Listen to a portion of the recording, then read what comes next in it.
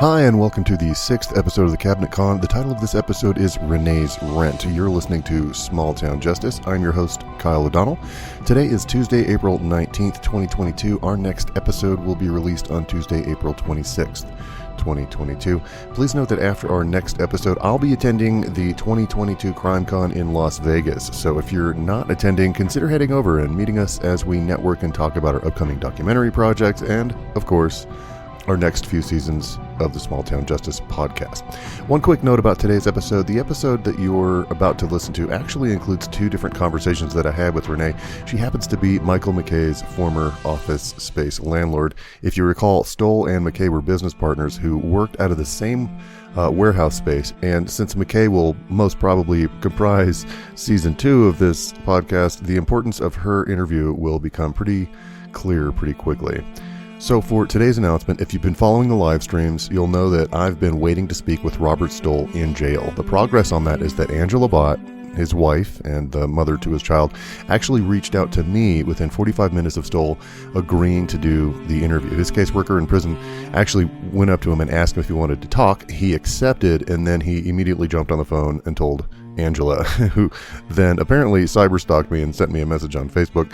So the update is Stoll has agreed to speak with me. His caseworker approved our conversation, and his wife has already spoken to me. However, since all of that happened, the prison, as far as I can tell, not his caseworker, has started to kind of give me the runaround, sending me forms to fill out and requiring that I'm some mainstream Florida FCC compliant media producer.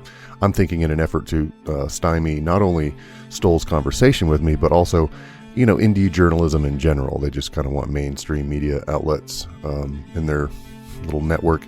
I'm not sure what that was about, but I'm not having any of it. So tonight I'll be talking with Angela on the phone, and I'll find out if perhaps there's another way that we can have some correspondence. It's possible that I can get statements through her to him, or perhaps arrange something else. I'll update any progress of our conversation on our next live stream. That'll be tonight. So all of this is to say that if you've been keeping up the live streams, you'll know that tonight I'm actually talking with Stoll's wife on the actual live stream tonight. So if you want to hear how that conversation goes, head over to legallyinsanefilms.com and join the fan club at the investigator level to tune in as we talk about all kinds of interesting things, I'm sure. To skip this intro and get right into the interview, skip forward to about 6 minutes and 5 seconds. By voluntarily continuing to consume this and all other media released by Legally Insane Films, LLC, you're agreeing to the terms and conditions outlined at legallyinsanefilms.com/privacy. Last week's quiz winner was Daniel from Oklahoma. When it came down to the prize, I not only gave Daniel access to our latest film, I also sent him a copy of my latest audiobook. Now, I've kind of wasn't part of the podcast, and frankly, it's unrelated to everything else I'm doing, but I recently wrote a Western novella, and I sent that out to him for free just to review, and he has yet to get back to me, but I'll see if he's okay with me telling everybody his review of that. It's just a little something extra from me to him, just to kind of say thanks. I'll talk about that book about the halfway mark of our show, but you can also win or even purchase your own copy of that book by heading over to legallyinsanefilms.com/books. Check out what's there and let me know if you're interested in having that as a quiz winner or just keeping it as a sale item. For this week's quiz, you'll have to listen in to the second call that I have with Renee, because frankly, in the first call, she was a bit standoffish, just kind of speaking to me the first time. She actually thought I might have been working with Michael Mackay in order to get information that he wouldn't otherwise have access to. That's how paranoid this man has made his victims. He's a real piece of work, this one. Here are your questions. Question A, Renee mentions a few business names owned by Mackay. What was the name of Mackay's newest alleged false front business? Question B, Renee runs down a list of charges that Mackay is being sought for by a law office in the Pensacola area. What are 3 of those allegations? Trust me, you can pick 3 out of plenty there. I'm looking for 3 civil or criminal charges he's being sought for by that actual law firm, so pay attention to that. Question C, Renee talks about Mackay being under an investigation by a state-level undercover law enforcement agent. Where does Renee say his home office is located? As always, send your answers to thejusticepod@gmail.com and follow me on Twitter @Kyle O'Donnell or @justice_pod for these questions. My tweets are protected for obvious reasons, so your request to follow must be approved, but once it is, you'll see the questions listed right there if you didn't get a chance to digest them all here. This week's vote brought us to Renee's interview. You guys voted hard too, I gotta say. It was a close call, and it actually came down to either Renee or Edie within one vote, and we had 2 votes come in right at the buzzer, so to speak, and obviously Renee won that vote, so we're going with her. That means that next week we'll go ahead with Edie's interview. You'll like her. I totally fell in love with this sweet, wonderful lady right over the phone. She's a Florida peach, to be sure. That also means that for the episode after that, you'll have to decide between calling the victims and concluding the story, right? So part of all of that will, of course, hinge upon whether or not I get to call Robert Stoll on the phone. We still have that conversation coming up with Angela Bott. So the conclusion of the story is right around the corner. The next couple votes are going to be very important. Now, on to the show. Enjoy.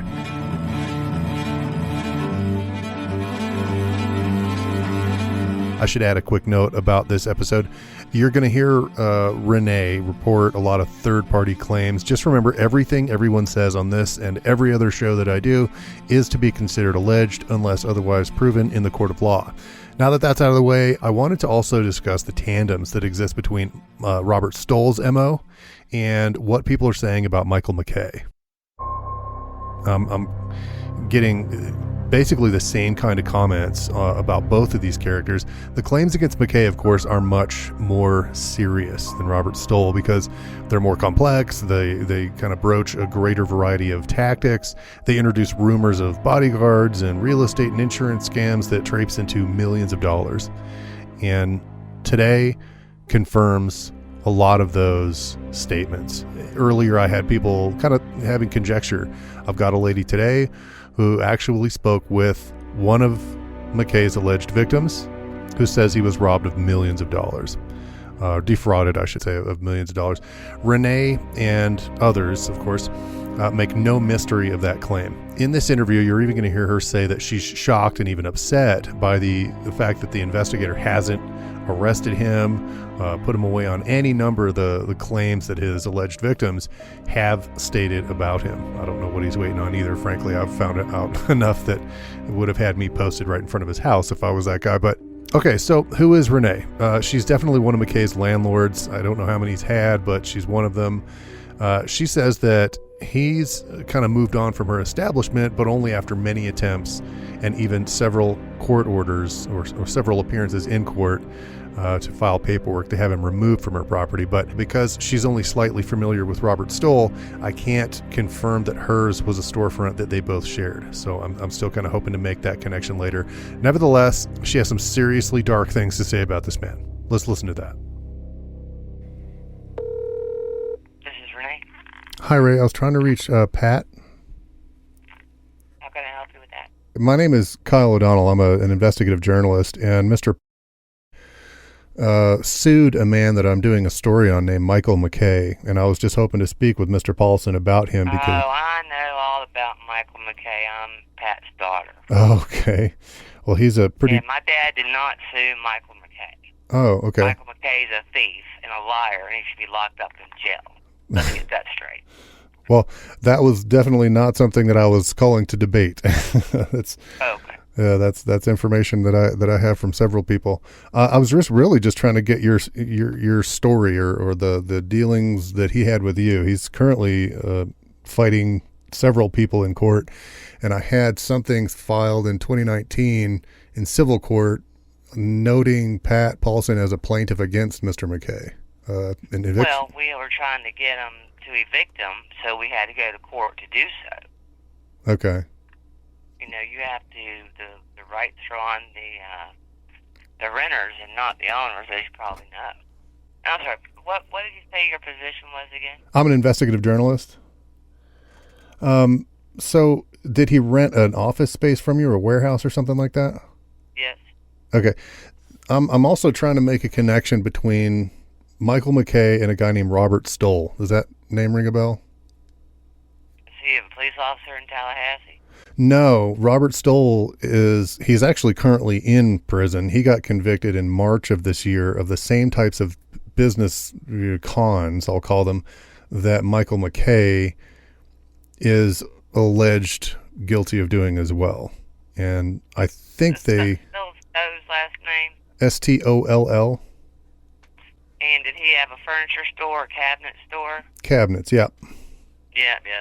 So what they were doing was, from just hearsay, I mean, I don't want to get charged with slander or anything, but, you know, they were going up to people and saying, okay, taking all their cabinets out as an example, and then taking the money and run.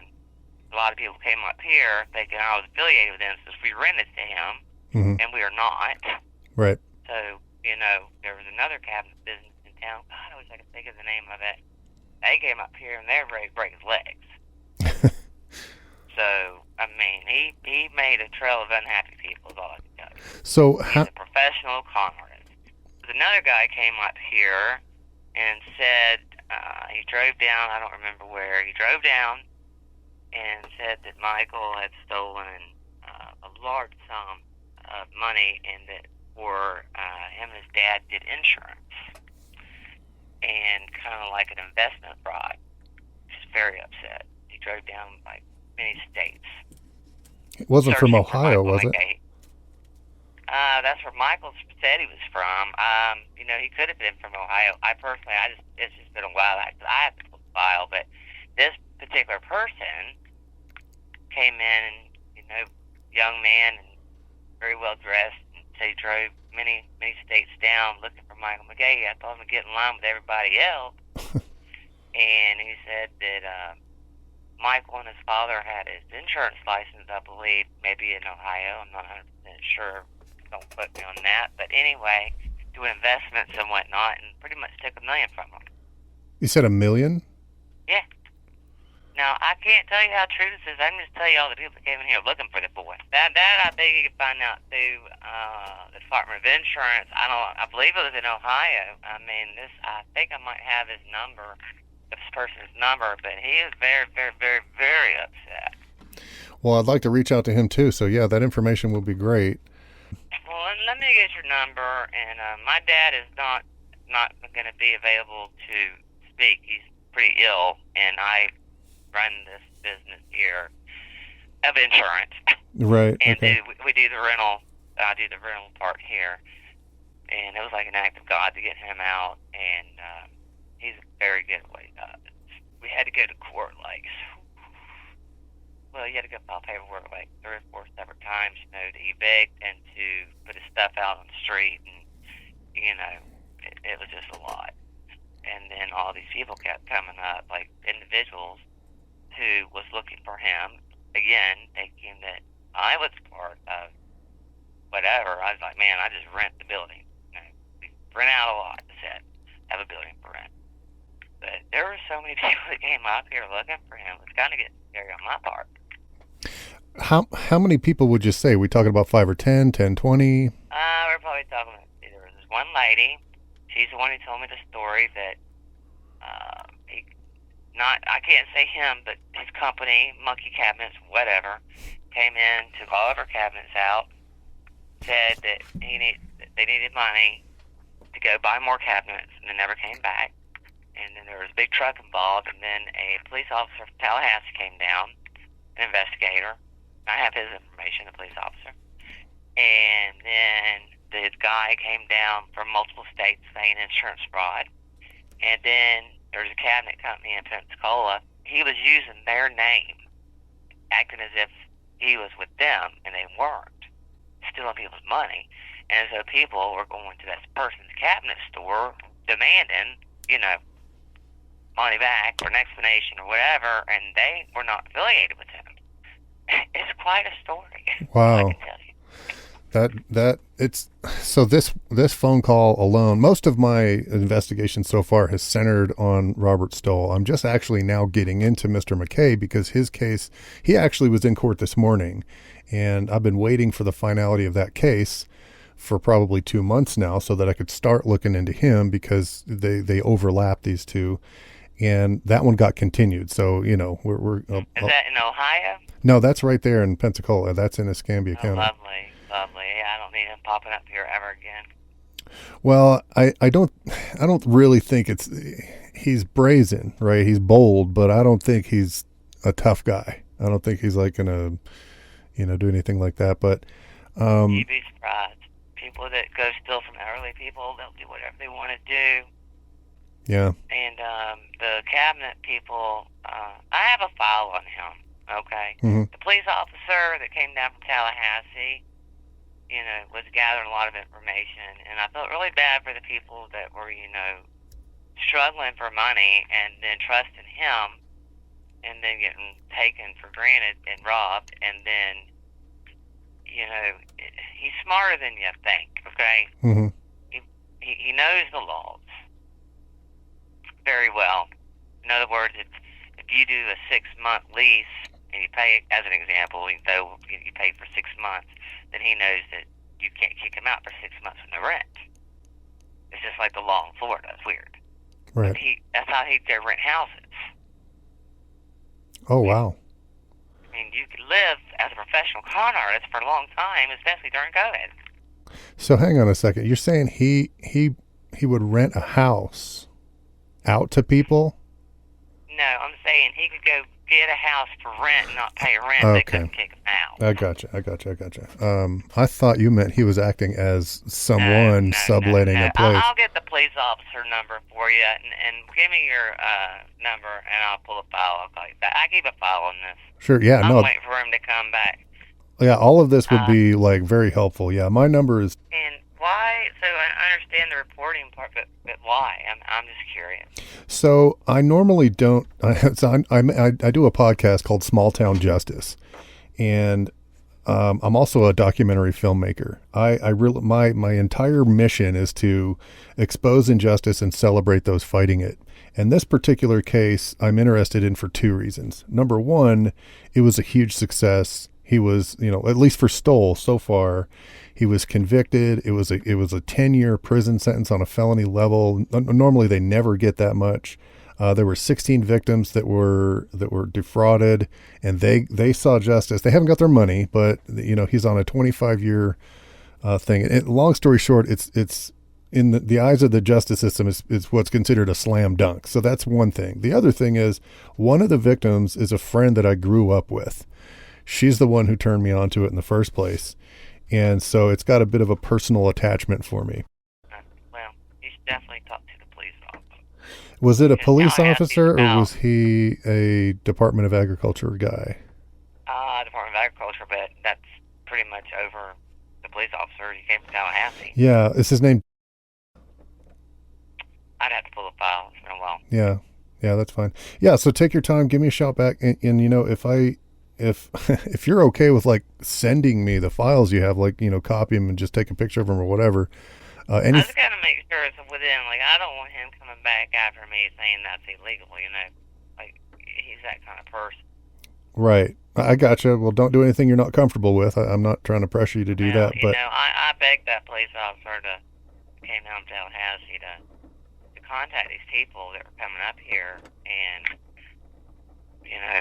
there's pretty upset people, and it's just really hard to when they're so upset, as you can imagine. Mm-hmm. I'm like the innocent one here. We just rented out an office space, right? But where you're probably gonna get Michael Mackay is when the dude said the insurance fraud. Yeah, well, it's my understanding. That's a big deal right there.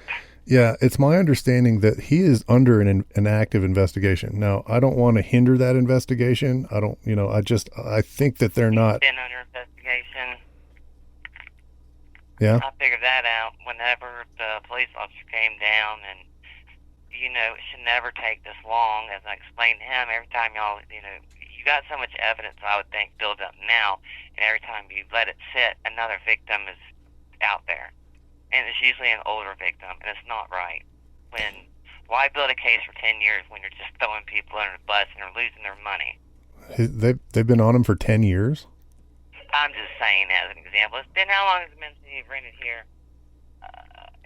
I don't know how long he's been up to it, but he rented here for a while. So, yeah. I mean, that's 5 years, I guess, maybe. Did they mention I'm sure he just didn't start the day he rented here, is all I'm telling you. No, I get that. Yeah, he obviously has a long history in other states. I think that's why the federal guys got involved because they can do investigations in different states. It's it's federal. Well, that could be very well true, but Tallahassee guy, he should have done a little bit more. Yeah, I get you. And there was a girl, and I don't know if I have her information or not in the file, but she had so much evidence, and she tried, and I gave every single person in the police officer's card, and I said, be sure to call him. And I don't think he answers his voicemail and checks it or whatever. You actually got to get him to answer the phone, talk to him, in other words. Yeah, I believe I've reached out to the same guy. Tallahassee. Yeah. Came from Tallahassee. He had a badge. He had a gun. He wasn't dressed like a police officer, but he was dressed like federal. Yeah. So. I believe. But I can give you that. 'Cause that's public record. Right. I believe I've reached out to the same guy. He's not keen to respond very well.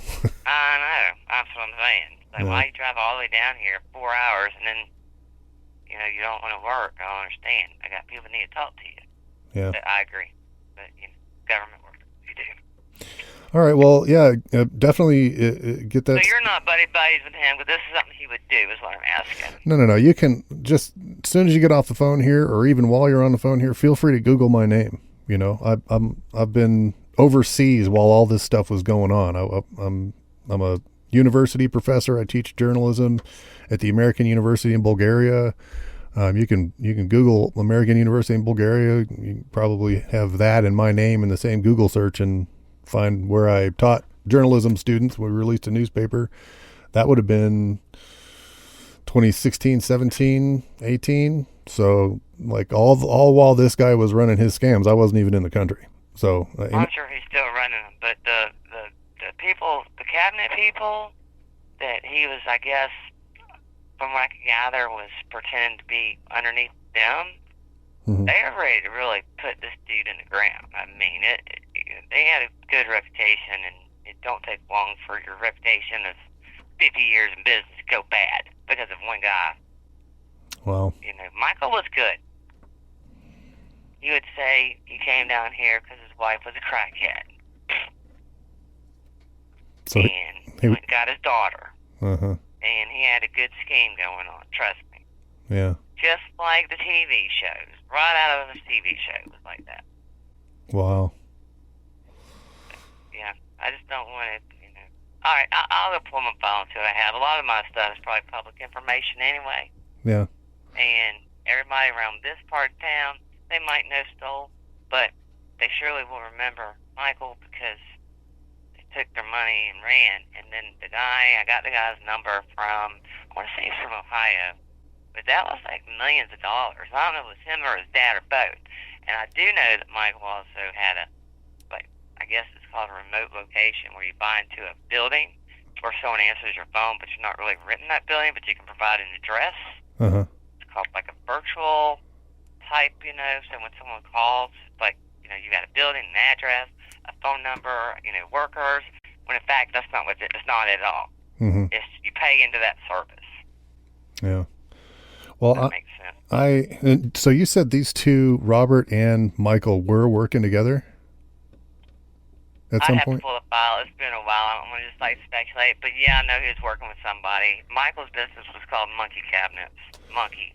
Grumpy Monkey is what I've got. Yeah. And there's another one called Cabinet Outlet and Discount Cabinets. He's got several LLCs that I know one of. One of them, right now, the one on Brent Lane, I think is what it was. The owner, one of them was like in the military. One of them was like, I think it's the bodyguard, to be honest. I'm pretty sure that was also part of the deal on Brent Lane. If you got that address, those are people you want to talk to. Brent Lane. In Pensacola. If you Google his business, it'll come up with an address of Brent Lane. You just got to follow the trail. Right. You should be able to find it, but I might have it in my file. I did keep, I do keep certain information just in case something was to happen, and I'm not gonna put up with Michael Mackay ever again. So. Well, I definitely appreciate your fastidiousness in keeping those records. I keep them. I mean, he's the kind of person that he's convincing. Yeah. Like he could spook talk to anybody, and you wouldn't know that he said her lying to your face, and yeah. But okay, I will. I'll pull that file. I'll call you back. I got someone working in right now. As soon as I'm done, I'll just give you a holler back. Awesome. I appreciate the help. All right, I appreciate it. Thank you. Bye. Bye-bye. What? Wow. Okay. So Robert, I would agree with the most recent information I got about Robert, in that he is definitely not the kingpin. After talking to her and just kind of seeing, there's so many comments about so many people, and when you put them all together, everybody's saying that Stoll is the underling and Mackay is the mastermind. I think we even said that on the very first episode. I think we even figured that out on the very first episode, that, you know, obviously Stoll didn't do a very good job because the man's in jail. And Mackay is out of jail. He's fighting, you know, civil cases, and apparently he's on probation and therefore fighting criminal charges. But wow, there's a link there now that I'm about to find out when she calls me back, that I'm hoping we'll lock it in. I'm probably not going to tell this investigator anything. If he's been talked to by her, if I'm following the same trail that the investigator has followed through the course of finding and discussing this man with those witnesses, I know the same thing he knows. And if there's a man from Ohio hoping to get millions from him that they lost or whatever, then yeah, that's an issue. This is turning into more and more an interesting case as I go through it. This might be worth actually investing in, going down to Pensacola and seeing how far the rabbit hole goes with this guy. This is going to be interesting. I'll wait for that call back. Did you know that I just finished an audiobook? Of course you did. You listened to the beginning of this episode. Every once in a while, I get a wild hair and just write an entire novella over a weekend. At least that was the case this past Thanksgiving. While my relatives were spiking the eggnog with whiskey, I was busy penning a really neat little Western novella. It was about two old-timey crime families warring for competing business in West Texas. You can get your copy of The Ferry at legallyinsanefilms.com/books. There are also a few other ebooks there that I've, published over the years, but this is the first audiobook I've released in quite a while. I hope you enjoy that. So far in this case, we've heard from Renee as she's detailed her and her father's account of trying to get Michael Mackay evicted from their warehouse. She rents office spaces as part of her job. My next conversation with Renee gets into the nitty-gritty. She mentions undercover investigators. She gives her insights on whether or not Sierra Dozier is actually assisting Mackay in his alleged fraud network. And she also talks about Mackay and his father being allegedly involved in insurance fraud in Ohio.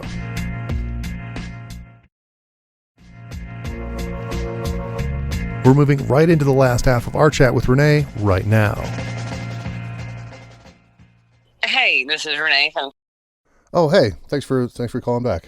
Yeah, our phones aren't working. Cox Cable, I absolutely hate them. And so whenever I get a phone call on my phone, it's like not recognized, so it silences all my calls. I remember Cox. I lived on the East Coast in Virginia. They're horrible. They're still horrible, apparently. Yep. So I had a couple of questions, and I wanted to make sure that I got, and now that I'm thinking of it, I don't even have them in front of me. I wrote down a bunch of stuff based on the notes that I took while we were talking, and I wanted to get, you said that a lady came and talked to you, and had a whole bunch of evidence. That wasn't Micah, was it? Oh, no, hold on. It was, hold on a second. His girlfriend would come in and try to pay half the payment, and I wouldn't accept it. And was his girlfriend's name Sierra Dozier? Yeah. I thought so. You don't? Yeah. Did you ever have any inkling that she might have been helping him with stuff like that? Well, I don't have a clue. Then drove for many states over looking for him as well. Okay. Yeah, that's actually a lady from Ohio just reached out to me the other day, and it was since our call, and I was like, oh no, this is the gal, and actually it wasn't. It's another family who got ripped off, and she said that might have been for seven figures too. I know. I'm telling you, I'm aware of it. That's And the guy lost. He acted like he lost $1 million. So yeah. and his father, I guess, may have been one who worked for Transamerica, and they're trying to recover all this money from them. So he ripped off Transamerica, or he worked? No. I don't know if it's his dad or him. There's a lawyer, Uh-huh. and it said Michael Mackay complaint filed against financial advisor, and then it says that he's licensed with Transamerica. Anyway, it was well over. Do you have a fax machine? I don't. I think that Google offers something where I can receive a fax via Google. I'll have to look it up when I got my computer in front of me. But I don't know if it's him or his dad. Cause I thought he said he had a license to an insurance license at one time, but I thought it was him and his father. And it says if you lost any money with Michael Mackay, to recover your losses, to contact this law firm, and that they will, at no charge, try to recover the losses. wow. So that's basically an advertisement from a law firm to go after this guy. Well, there's a case number, and then there's a long letter. Yeah, and it says he's currently licensed with Transamerica in Cincinnati. According to Michael Mackay's CRD, a complaint was filed, and basically he didn't have the right to do something. It's just a long letter. And then it says a civil complaint was filed against REPF Fund 1, then LLC, REPBNK and LLC. And he was the owner of them. It says if you lost money with Michael Mackay, go figure, and you may be able to recover your losses if you feel like you lost money with investments with Michael Mackay and believe the investments may have been unsuitable or otherwise improper, and you'd like to discuss possibility to retaining our firm, please contact us. There's no fee. And what was the law firm? Goodman and Nekvasil, PA. Okay, and then You can look that up. I mean, you can Google it. It's a public record. oh yeah, no, I'll definitely reach out to them. They probably have a hell of a story to tell me. And then you need to call. That's the Ohio guy. I don't know what state he's from, but he came down here. He drove about across probably about 10 hours looking for Michael, and he said he lost a lot of money. Do you have a contact for him? I have his number he gave me and the file. You ready? Yeah, go ahead. Erica. And again, there's so many people, and then there's like another person in Santa Rosa County that's got him and going to court. And then he just opened up another business in April. Is it Oasis? Huh? Is it called Oasis? Let's see. No, it's called Wholesale Cabinet Group LLC. Yeah, that one I've heard. I have actually heard that it has since changed from that to Oasis, and that's based on a guy named who, he flipped houses with a partner. He's a younger guy too, like 25, 26. I feel bad for him for running into this guy. He had a kind of similar story to a couple other ones. He said that he was recommended by somebody that he didn't work with. Like he didn't work with him, but he got a recommendation, so he thought it was legit and wound up. I think he only had for $4,000, like $3,800 or something. So it wasn't a huge crazy deal like some of the other ones, but yeah, but it is some people. Yeah. So underneath that business, it also shows the REPBNK, from which that letter was from that lawyer. Mm-hmm. Okay. That business and cab outlet, then REPS fund. I'm telling you, man, he's a professional. I mean, I promise you. And why would the Department of Insurance would allow him to have continue to have corporate filings is beyond me. Unless he's getting someone else to do it for him, but he's listed as an owner. Is there? Do you know? Do you know if anybody there has a scanner or some way to maybe copy some of that stuff and send it to me via email? Yeah, I have a scanner. Right now our internet's down, but yeah, I do have a scanner. You can text me or email. I can't. My internet's down. Yeah, no, I mean take your time. I'm actually still working it's not on. me. It's Cox Cable. I need my internet. I can't work. We're in open enrollment. This is my busiest season. Well, okay, gotcha. Yeah, I'll text that to you. Well, it's a shame that again, he's doing this to so many people. I don't know. I would definitely contact that lawyer group. Yeah, I'm sure that they probably even have,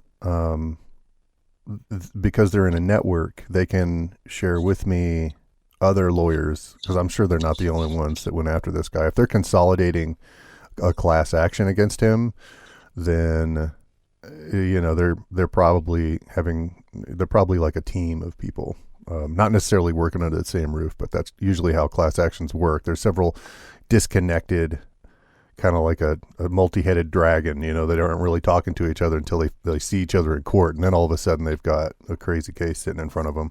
That's how they got Robert Stoll, actually. Well, it says on the bottom in bold, it says Michael Mackay, investment fraud attorney, stockbroker misconduct, disciplinary actions, unsuitable investment advice, investment fraud, churning, misrepresentation, and omission of material facts, elderly fraud, knew that one, unauthorized trading, theft, selling away, unapproved outside of a business, nationwide, PIABA, SEC, Securities Exchange Commission, National Association of Securities. That he shouldn't have been able to walk from this. And this is all coming from an attorney? A lawyer, yeah. And there's a case number. Well, if they couldn't serve him, they probably couldn't try him. And if they couldn't try him... Well, they can't serve him, then there's something wrong with the attorneys. Because he's not hard to find. He leaves a trail. I mean, I'm sorry, but... Oh, maybe I can help him connect that trail. I mean, just follow the court records. Like, a lot of people don't want to see, he's so good at breaking the law. He knows that, okay, to go to small claims court, it's going to cost X amount of money. And a lot of people already figured, look, I done lost my money. I don't want to go try to sue this dude, and it's going to cost me, and to go to court, a minimum of X, Y, and Z, knowing that he's going to claim that he doesn't have it. So in other words, it's just, he's a con artist. I mean, he knows it. Yeah. Yeah, and it's... So if you look in Santa Rosa County and Escambia County under the clerk of the court, you could probably find stuff. What Sierra those are involved, I don't know. I couldn't tell you because, I mean, the only thing me and Michael did was freaking argue, and pay your rent, he wouldn't pay it. And she tried to bring over $500 cash, which was not close. And my dad said, take your money back. I'm not taking $500 cash. Bring me back the money you owe, or I'll see you in court, meaning we'll serve you and get off a property. That sounds like a good choice. Which didn't happen overnight. It was, like I said, 3 separate court trips, money, and he knows this. And then all the people started looking for him. And then that's when I found the Transamerica thing. I'm almost positive he told me he had an insurance license a long time ago. Not like long, whenever he was renting. Yeah, well, and I just thought that's weird to have an insurance license. I mean, I hate insurance too, and I have my insurance license, but from that to whatever, it's just odd to me. Well, when Transamerica's claiming that he did it without their permission, whatever, I'm not surprised. And cry me a bucket of tears for Transamerica and Michael. But anyway, I hate the people. You're going to find a long list, I'm telling you. There's so many people that just not going to go to court because it costs money. Yeah. Well, they're already out money. The people that he's targeting, he knows it in advance. They probably fit a profile for him that they can't go after him. You said that Mackay was impersonating a company and that they showed up asking for him and they wanted to break his legs because he was... Oh, I try to think of that company's name. It was a cabinet company. I thought it was on Brent Lane, to be honest with you. And that guy was so upset because he ruined his reputation. Because he's always done legit business, and then all of a sudden this guy's coming in, Michael, saying I guess he said he was working with him, and he wasn't. Yeah. And taking people's money and throwing him, making it appear as if this innocent person was the thief. But in fact, it was Michael. You're going to find many. I promise. All right. Well, maybe I should just start calling her. The person that called you and you thought it was another girl, were they from Santa Rosa County or Case from Milton, Florida? I've had several. So I know that an elderly lady was from Santa Rosa, and then not quite elderly, but older lady was from I want to say Gulf Breeze. It's a small community. Yes, because he rented a house there, I'm pretty sure. Well, the reason that I came up with the name of Dozier is because she was advertising his cabinets for him on her Facebook, like in all of the buy and sell Facebook groups in the Pensacola area. And that's drew that connection back. And I'm like, she keeps appearing in this thing. And I keep trying to confirm whether or not she was working with him, because she might be a source I could reach out to. And well, more than likely so, being that, I would think. I mean, how most people would know what's going on. I mean, once take them money, and I'm not going to go, and da da da da. So I don't know though. I couldn't tell you one way or the other. Yeah. Although I did look up her information, and then I found an old phone number for her, which might be still good. I don't know. Yeah. Do you have that? No, all I have is the location for her. What's her number? Hold on, let's find it. Yeah, that would be great. The reason that I think she'd be an asset is because she left right about the time Mackay got indicted. So I think that she either found out he was super dirty and left, or, the heat got too hot and she didn't want to be a part of it. Well, when the guys came in from that store I'm referring to, cabinet store. Mm-hmm. And I said, well, if you want to find Michael Mackay, it just so happened that someone I knew went to go eat somewhere, and she was the waitress. Oh, really? Yeah, so they went and paid her a visit. That's all I could tell you. I don't know anything would happen after that. But an old phone number I have is, I found this online. It's like a resume type thing, and her resume was saying how she had experience in working at the Pensacola Cabinet Outlet as a sales manager, and then it says the email is at gmail.com. But I am kind of interested to hear what he has to say, because he had drove so far, right, trying to track him down, and he was a young guy, but he acted like he lost close to $1 million.